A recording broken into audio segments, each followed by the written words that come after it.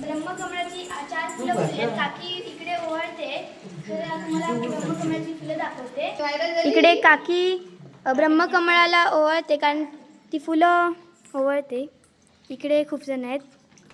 ही फुलं आहेत बघू शकता तुम्ही आतून. इकडे आता एक एक जण येऊन काकी इकडे अजून एक काकी येऊन तिकडे ओवाळते ब्रह्मकमळाला. ही रात्री अजून खूप मोठी होणार फुलून आणि त्यांचा खूप वास येईल आणि यांचा खूप सुगंधित वास येणार.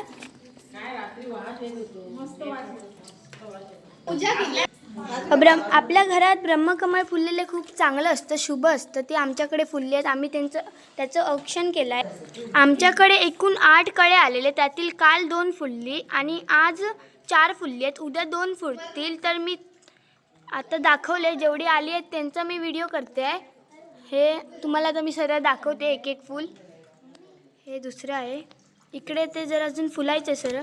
हा कळा आहे ब्रह्मकमळाचा.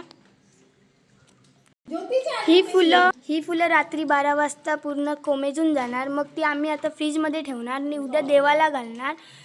ह्यांचा वास रात्री खूप चांगला येतो, सुगंध चांगला येतो. इकडे सगळी आहेत. ब्रह्मकमळासाठी तळी वगैरे आहे. आता बाय बाय. लाईक करा, सबस्क्राईब करा.